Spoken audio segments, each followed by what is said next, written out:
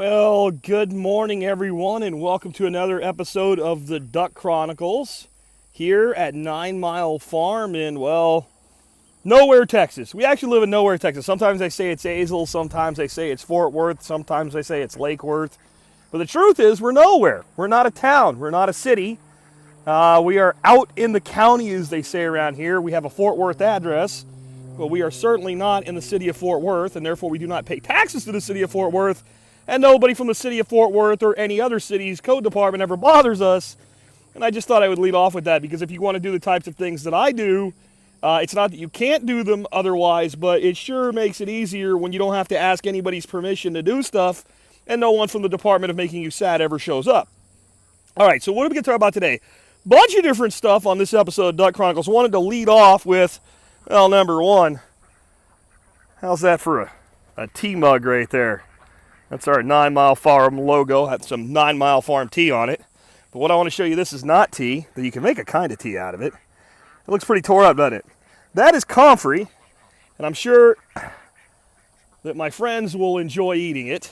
But the reason I had that out is this morning while I was moving the pools, I felt a pretty sharp pain in my foot. And you can see right there, it's all smeared up, and it's actually looks a lot better now. A fire ant got in my shoe and had long enough time to get a good chew, so it was really swollen and welted up. And that's worth growing comfrey for. I'll show you some of the comfrey in just a second growing in my garden. But I recommend everybody go grow comfrey just for the first aid benefits alone, because that'd be itching and scratching and all right now, and that'll pretty much be gone in about an hour. Thanks once again to comfrey. So, let's talk about what we got going on today. Well, the big ducks are over here, because they want to be. The gooses are over here. The babies are over here too. We're going to have to go find them. Lucy came over, and they're not too comfortable with her yet, but I just kind of want to talk about what I got going on today as far as the placement of their pools. So, if you notice, we're way back up against the fence here with my neighbor. And back in that corner, they really haven't worked this area at all this year. They're not really interested in working hard for anything because there's so much available to them right now. And I haven't even had them on sprouts for the last month because there's so much browse for them, they really don't need it. So as a farmer, if you can reduce an input, reduce an input. But what that means is the areas like this, or look here, just absolutely overgrown with browse. And we need them working through here. So tomorrow, we will bring them into this row, and we'll work them through here. That'll be maybe 2 sets. By then, the baby ducks will definitely be living with the big ducks. Everybody's going up front, and we're going to be starting them right in here with their pools. So we'll just throw the pools right over the fence and work them along that back second swale right there. Take a look at this. This is a great, usable plant. It's edible. The blossoms really are the best part, dropped into salads. This is called spiderwort, and I'm told the kind of the violet color is a rare variety. I got both kinds just growing native and wild around here, and it's one of the plants that's been here almost since I got here. It started showing up real quick after we got here. A little bit of it in there. You can see where they work. There's less of it because they eat it. Mulberry tree rocking. Let's take a walk down the swale. Hey, Lucy Lou! Lucy! Hey, Lucy, there's Lucy, one of the 3 farm dogs. She's come a long way. Let's take a walk down the back side of this swale here. And I think we will soon come into contact. I'm going to get up out of this swale. It's still a little damp in there, and that mud is wet. Hey, girl. How you doing? So that's comfrey right there, folks. Big old patch of it. And I got a bunch of roots in the refrigerator I need down the area the ducks can't get to. I've got a mound down there by the big pond that's always moist. I need to get all those root cuttings in there right away. But yeah, here are the babies. Quacking has begun. It's not even begun now, it's just full on. I come out in the morning and these guys are quacking. There's what I wanted to show you right there. That's one of the Silver Appleyards. There's 2 right there. See if I can do this before they run away on me. One of them is right there, and the other one's right there standing up. And they're very different marked So I'm thinking that there's one more too that I know is a silver appleyard, and one that I think it has a really unique marking. I'll see if I can find it. But as differently as those are marked at the same age, I gotta believe that I think over there walking away is Mr. Drake, and we have at least one girl appleyard. So we may be able to make more pure silver appleyards, and we'll see if we find the other one, possibly two, here in a minute. But God, they're I really felt like Welsh Harlequins were the most beautiful duck that I had ever seen until I look at this bird. She is just beautiful. Silver mane, and she's just a baby yet. She hasn't even really filled out in her colors. You see they're getting nervous because Lucy's prowling around. She's been no threat to them for a very long time, though. She's been a very good dog. Our work with the electric collar early on paid off. A little pencil. We call these guys pencil necks. They're actually fawn and white runners. They're one of my favorite ducks. Yeah, I really think that right there is a male. If you just look, he seems like he's getting that kind of blue feather right there on the bottom side. Like that head will probably come in with that little bit of a mallard green head to it, just like a little bit of it, which is what the pictures I've seen of him. And you see her, she's just pure white and just beautiful. I'm pretty happy to have them have made it. So I think 4 made it. I know 3 made it. If I'm right about the markings, I've got 2 drakes and 1 female. Not the best option, but we'll deal with it as it comes. Bottom ponding aquatic system. I want to tell you about this today. You see this carpet-like coating on here, this light green? That's a plant called a zola. It's basically a water fern. Boy, Lucy, you like hanging out with us, don't you, huh? She's become my companion out here, more so even than Charlie. I wonder where he is today. But yesterday, I took a skimmer and I took almost half of it off of the pond. Now, some of it was pretty thick, so some of it just thinned out. But it's already covered the whole surface again. And what I'm doing every day is I'm taking, or not every day, every couple days, is I'm taking about half of it off. I'm taking it down to the big pond to help filter and cover and shade the big pond. And I know what people are thinking. Well, what happens when this stuff completely covers your big pond? This stuff is very easy to remove. All you need to remove it, especially as small as my big pond is a pool skimmer. And you can see it's just very shallow rooted. And it just makes this water so clear. And it's very high in nitrogen. It's a very good fertilizer. So down there I have those berms that I'm working on.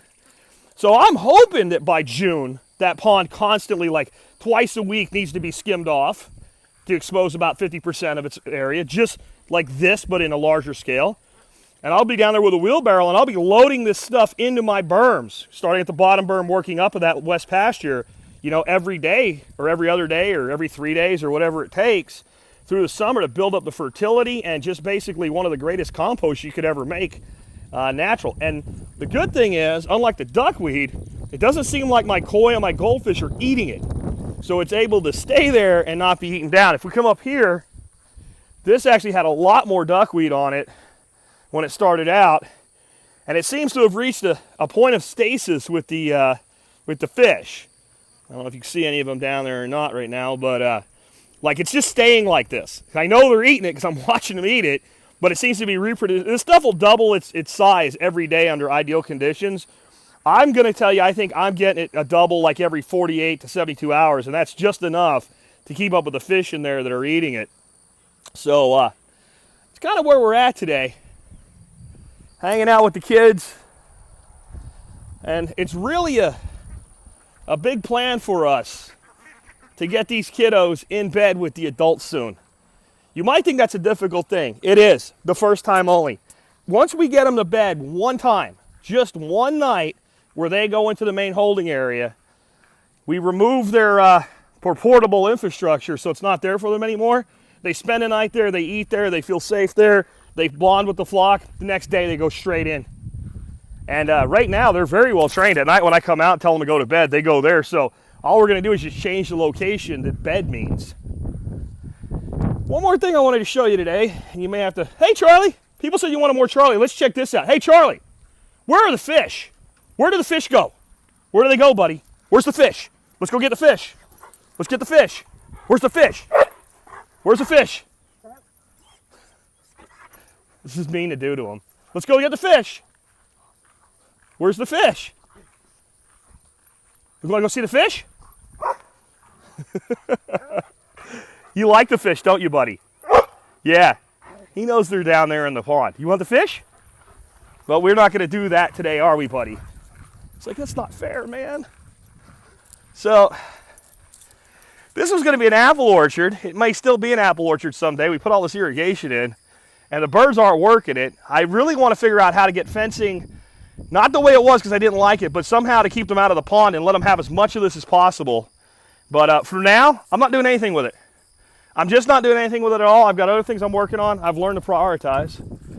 Let's not keep this video from getting too long to upload. Of course, I shouldn't worry about that, should I? Since I keep the higher video quality for you guys, I take the extra step now of downloading it to my computer before I upload it, so it really won't matter. So excuse the changes in elevation here as I step over the fence. What I wanted to show you is how our Rosa Rugusa hedge is coming in. And I think you'd agree, it's a happy hedge. And this year, man, it is early in the year and we are already covered in hips. And these things flower multiple times throughout a season. These are, how's that for a rose hip? Rose hip tea and rose hip mead will be made this year. On the mead thing, I need to get on making some, that one's just starting to ripen right there. I need to get on making some mulberry mead. If nothing else, I need to get on picking the mulberries and freezing them because, boy, are they producing right now.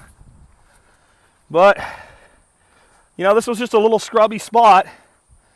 Very, very shallow soil here, about 2 inches down to the rock bed.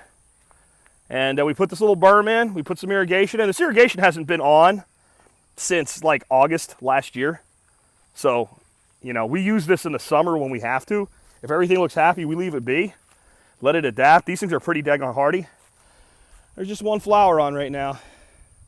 If you've ever wondered what a Rosa Rugusa flower looks like, that's what they look like. The petals are good for tea as well. There's one that's kind of past its prime. They already flushed once this year, and that's why they've had all this fruit set. As it ripens, we'll pick them. And the only thing is they're not really the bees don't seem to really like them. They must not have any nectar or pollen yield, and we never see the hummingbirds or anything on them, but they are a good yield for us, and they protect these fruit trees really well. The base of these fruit trees, boy, that wife's willow tree is just happy living on duck poop. It's a symbiotic system. It's not just ducks. All of it works together. You can see where they'll be grazing next week or probably in a couple days. That was all brown when we moved in. With that, we'll catch up with you later, won't we, Charlie? Charlie, come say goodbye, buddy. There he is. Charlie dog, farm dog.